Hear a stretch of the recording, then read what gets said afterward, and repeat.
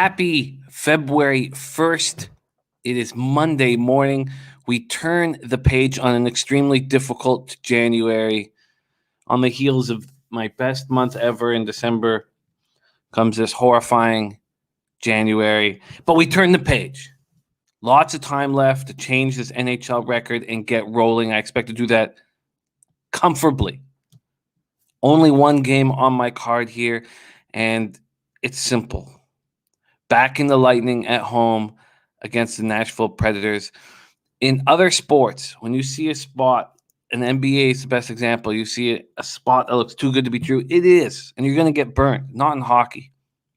Hockey, you have to take advantage of it. I'm on the Tampa Bay Lightning at home. They opened up at minus 175. It went up to minus 180, minus 185 last night. And that's when I bet it. And I thought it was going to continue to go up. I thought this was going to end up at minus 200. And it may still. But it's gone back down to minus 170. There is a 185 out there, but most minus 170, a couple 171s, minus 175s. This total sitting at 5.5, juiced to the over. And I understand why it's juiced to the over. If I had a free bet, I'd probably make a move. On that over. But I do fear the Predators' ability to score goals.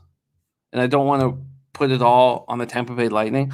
Now, the Predators' power play is now 12.1%. It's anemic, but they scored 2 power play goals against the Lightning on Saturday night.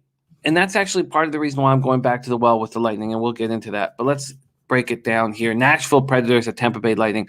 Predators are 4-4-0, 0-3-0 away at Tampa Bay Lightning. 4-1-1, 3-0-0 at home. Amalie Arena in Tampa, Florida. The Predators' special teams are terrible.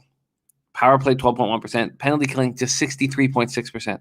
Lightning special teams are very strong under John Cooper. He runs a tight ship. 23.8% power play. Their penalty killing is now 77.3% because it was scored on twice in this matchup on Saturday night. UC Saros is who I expect to be in goal. 3-2-0, 2.54 goals against average, 918 save percentage. No shutouts. Andrei Vasilevsky for the Lightning. 4-1-1, 2.15 goals against average, 925 save percentage. Perennially up for the Vezina Trophy. Excellent goaltender. So these teams met on Saturday night in the 4-3 Lightning win. We were on Lightning on the -1 line, and it pushed up. Predators scored a goal with a minute and a half left to make it 4-3 to give us a push. It was disappointing. That's sort of the way the season's gone for us. The Predators opened up by scoring in the first period power play goal. And then the Lightning completely dominated the game. They were winning every faceoff. The Lightning scored 4 goals in the second period. And I thought we were on our way to a nice casher, and it turned out to be a push. The Predators' top 2 centers are just huge disappointments. Ryan Johansson, Matt Duchene are 2 of the biggest disappointments in the NHL. And if your top 2 centers can't produce for you, you're going to lose. And that's what's happened here.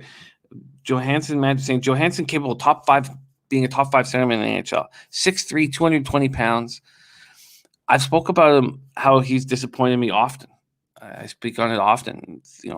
Very high draft pick, 3rd overall pick, out of my hometown, Vancouver. He went to the Columbus Blue Jackets, and he looked like the real deal immediately. He was out of the Portland Winterhawks in the WHL, and he looked like the real deal immediately. When he was 20, he scored 33 goals. 33 goals. And he's not been able to recreate any of that. I don't know if he's lost the drive or the hunger. He got the big contract, and he just isn't that guy anymore. When he was traded straight up for Seth Jones, I legitimately thought the Predators had won that trade. I saw him as a Getzlaff. I saw him as the center of Team Canada. He's none of those things. He hasn't scored more than 15 goals in the season in his last 6 years. 3 of those years, he scored 14 goals. I was wrong about him. He has 0 goals through 8 games this year. He doesn't throw his body around. He doesn't go into the dirty areas. And then we have Matt Duchene, second-line centerman. This guy has so much skill, so much talent. The Colorado Avalanche didn't have their franchise turn around until they got Duchene out of that dressing room. He's got no fight in him. He also has 0 goals in 8 games this year. So you're paying Ryan Johansson and Matt Duchene $8 million each. They have 0 goals combined, 6 assists in 16 games. Against the Avalanche on the Avalanche, against the Lightning on Saturday. The perfect, I don't know, against Lightning, it was a perfect example. Duchesne goes 3 of 10 from the faceoff circle, loses 7 of 10 faceoffs, was a -1, and got 1 shot on goal. You can't have your top 2 centermen being this enormous of a disappointment.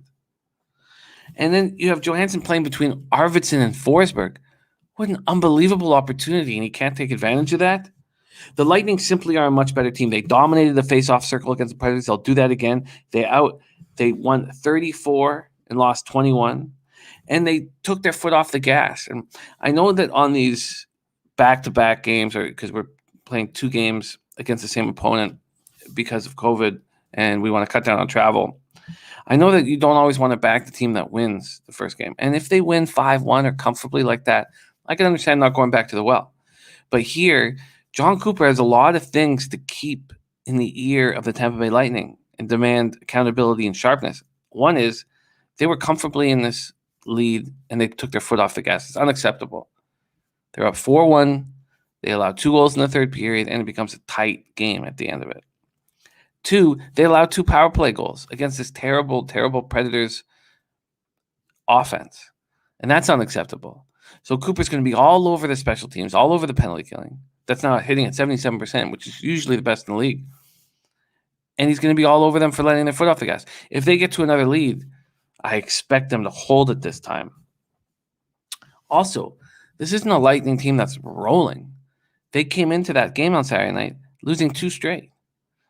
So this is a team that needs to put together a winning streak, and I expect them to do that here at home. I think this Lightning spot is a gimme. I think it's a nice casher for us. Let's get February started off with W's and with money in the bank. I'm on the Tampa Bay Lightning -1 at -117. It's -180 on the money line and +140 on the puck line. Let's get this cash. Tampa Bay Lightning right to the bank.